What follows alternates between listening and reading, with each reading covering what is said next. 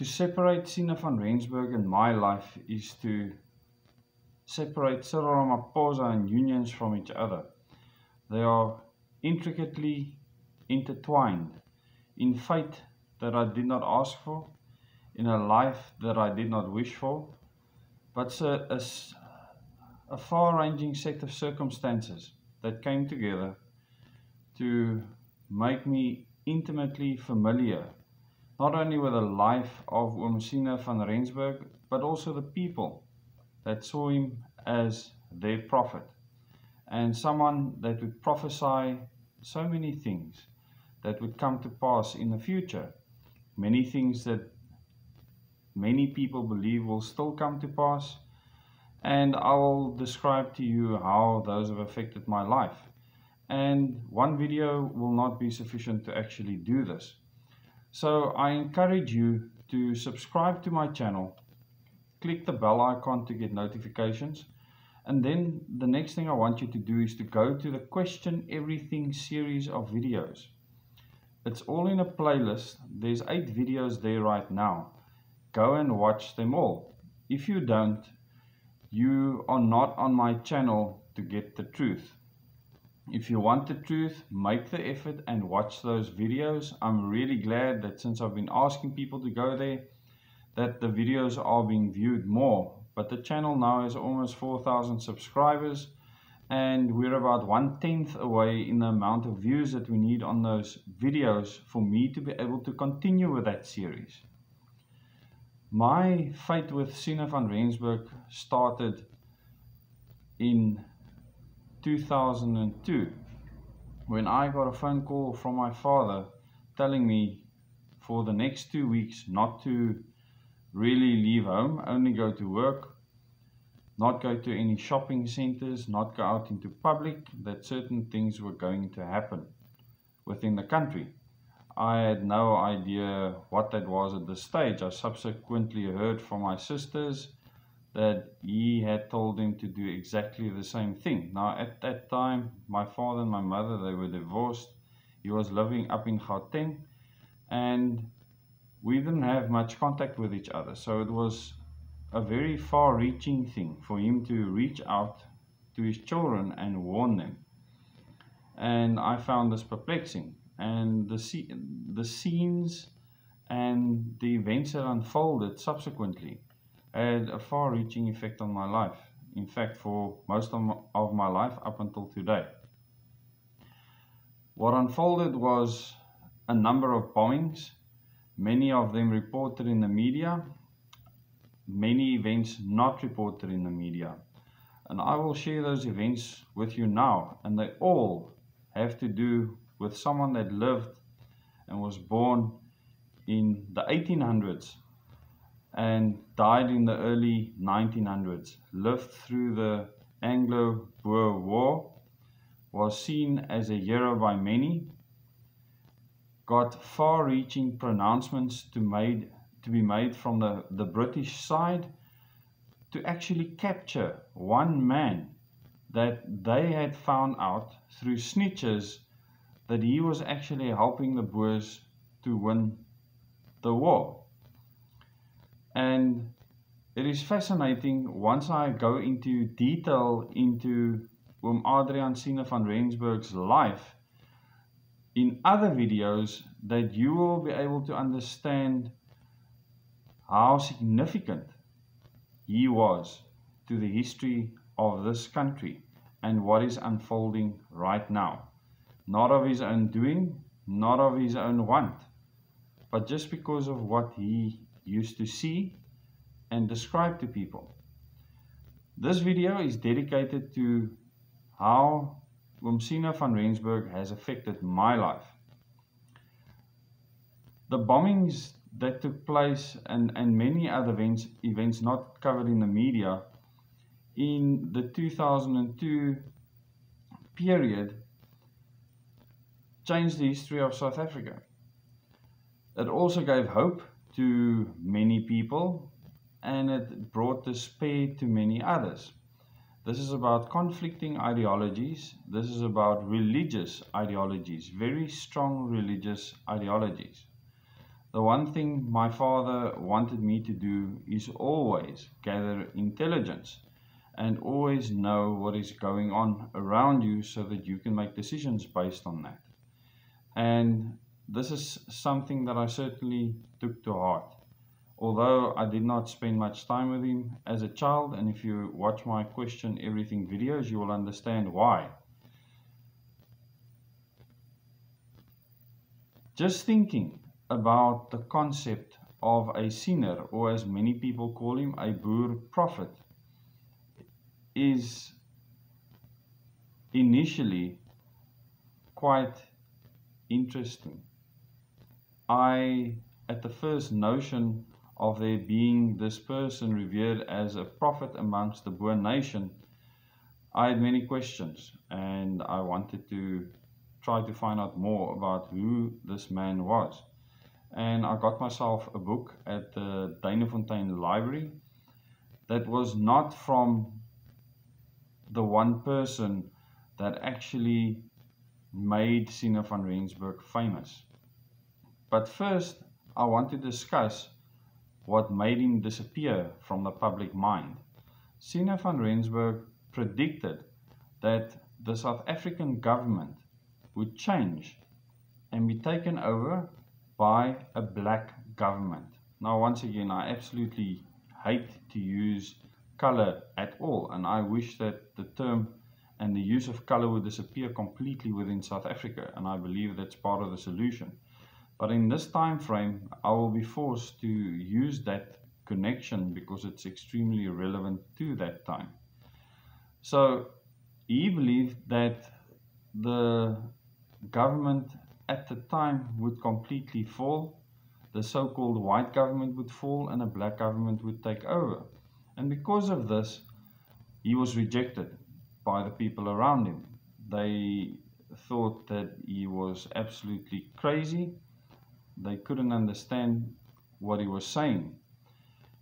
But the moment that the ANC took power, he started becoming a hero amongst the Boer people again. Because here, what he was saying, that was inconvenient before when he lived, all of a sudden became extremely relevant and propelled him into stardom. And one man, Adrian Snyman, wrote a book, an Afrikaans book, later translated into English, about the Boer prophet, the Boer profeet, Siener van Rensburg, and actually laid out all the prophecies and sayings of Siener van Rensburg according to his understanding and his interpretation. And make no mistake, he did a lot of research. I actually met with him at his home in Mossel Bay, and we had a long discussion about what was in his book. Remember at the time that I was working as a licensed reactor operator at Koeberg Nuclear Power Station, a very precarious position to be in indeed, as I was responsible for the control room that I was in, which was mainly Unit 1 control room, and I was responsible for the nuclear reactor, which is a huge responsibility. We received lots of training, as I mentioned before, extensive training, and I had to receive a license to actually be able to run this nuclear reactor. So at the same time, having to investigate people, ideology, and trying to understand why people are doing certain things was not a distraction, but an even bigger part of my life at that specific time. So from 2002 until 2010, Siener van Rensburg occupied probably 50% of my life. And very specifically, things that people were planning on doing because of what he said, and how people felt because of what he said. Their ideological beliefs because of what he said. Because people, if they believe in something, they start to live according to those dictates and beliefs. And this can be a good thing, and it can also be a very dangerous thing. And I will explain to you just now why I say that. And in the follow-up video, I will do a video on Nelson Mandela, and how it is impossible to say that he was democratically elected. And once I have done that video, you will begin to understand the power struggle of the world elites within this country, how they needed any opposition from South Africa, no matter which color, to be broken down to the ground completely, so that they can literally keep on taking things out of the ground within this country. And this was a study of the extreme right, as I've mentioned before, and a study of the extreme left. And I made this my life mission, and I wanted to make sure that my family and my children have a future in this country. So I wanted to make sure that no one does anything that is going to not only hurt this nation, but that's going to hurt many, many people around the world if they continue with their ideology. The first thing that I got to learn of was groups of people planning to sabotage Koeberg. And I couldn't understand why on earth would anyone want to sabotage Koeberg or actually get the nuclear reactors to melt down and explode. And I found this fascinating. What kind of ideology would get someone to want to achieve such a thing? And you need not look any further than the books that Adrian Snyman wrote on Siener van Rensburg. He actually predicted in that book that one of the visions that Siener van Rensburg had said that Koeberg would explode one day, and the people within Cape Town and the Western Cape will flee over the mountains, that the ground and land would be scorched black, that there would be a red glow in the background. And this obviously, because of all the other things that Siener van Rensburg managed to predict accurately, and there's many of them which I will cover in future in dedicated videos on his life, you will understand why he played such an important role. So the first thing I want to explain to you is that Oom Siener was so accurate in the things that he saw and relayed to the commando that he was stationed with during the Boer War, that they did not lose because of him. The British basically had heavy losses because of Oom Siener being able to see where they are at any given point in time. He could see in his mind's eye where they're going to set up camp, where they're going to march to. The Boers could literally wait for them around the corner and ambush them. And because Siener van Rensburg had this massive influence, it wasn't long before snitches and scouts that actually worked for the British, you know, the verraaiers, that actually went to the British and said, but there's this man telling these people where to actually fight the British. Now I want to make clear at this stage that Oom Siener was a very religious man. He never carried a weapon on him. He walked through the veld with the commandos with a Bible in his hand. So he was extremely religious. He prayed often, he read the scriptures continuously, and he just accompanied them because he believed in their cause. But he himself would never lift a hand to hurt a fly. And this was the nature of Oom Siener van Rensburg. Now the word Siener means that someone can see something in their mind's eye. That does not make them a prophet. But I don't want to make that the topic of this video. The topic of this video is how it influenced my life. And the fact that people believed many things predicted in this book that Adrian Snyman wrote. Like I said, I met with him at his house. I had a long discussion with him about the book. I shared with him my concerns for some of the things that he said in the book. And he did not have the information I had. He said based on what he had researched, he came to those conclusions. And I don't want to necessarily blame him for that. I want to discuss what that caused. Now, within extreme religious ideology, and I have to mention the Israel vision within this context, these people believe that every single one of these interpretations of the visions would come true. Many of them whom I met and have actually became good friends with, because they were also friends of my father, questioned many of the things that Adrian Snyman interpreted in his book. And many of these people, I supported their cause and feelings 100%.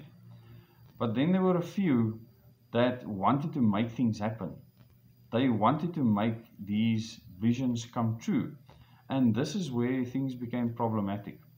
Because the first thing you need to understand is that the extreme left knew exactly what the extreme right was thinking, and they were using those sentiments to fan flames.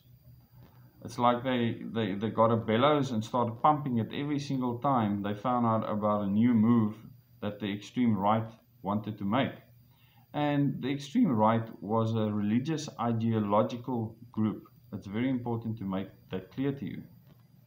And I wanted to make sure at all costs that Koeberg was not influenced in any way. There were groups very close to Melkbosstrand on a farm actually building bombs that they were going to use to blow up pylons going into Koeberg Nuclear Power Station. Because they knew some of the people that worked there, they knew that if Koeberg would lose power, that it was one of the biggest threats to the reactor core and the closest you would come to actually melting the reactor core.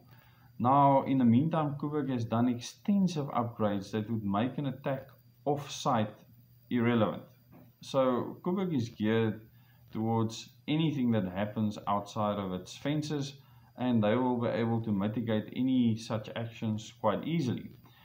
But back at that time, those mitigations were not there. The plant would easily still survive, and because it has diesel generators, these people were going to stop any diesel from coming to the station, and eventually the power station would lose all power.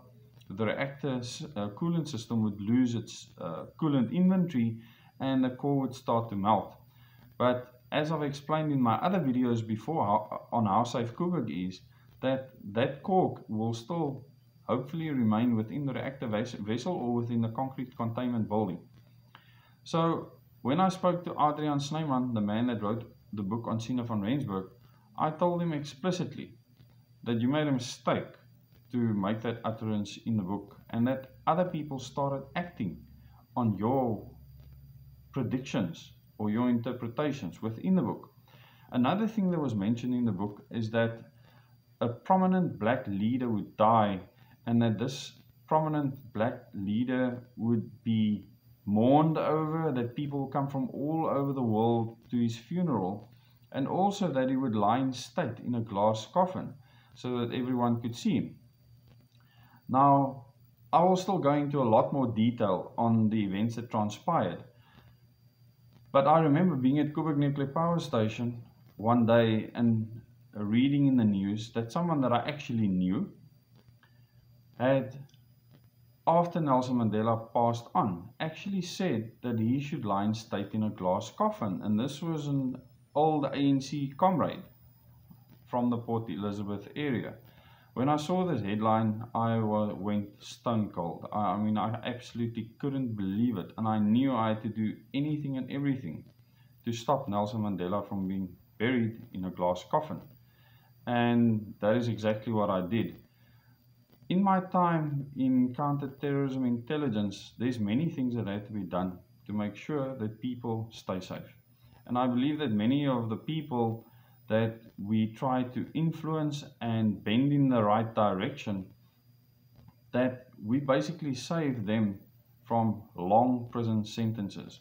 Because one thing that I realized at the time, and because of me knowing about NIA, National Intelligence Agency operations at the time, I knew that NIA had infiltrated most of these groups.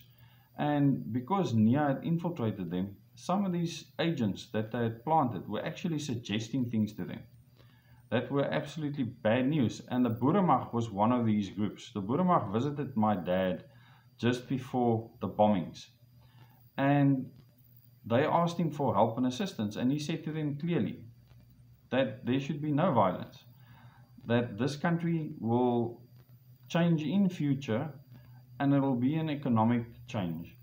And he was adamant to this.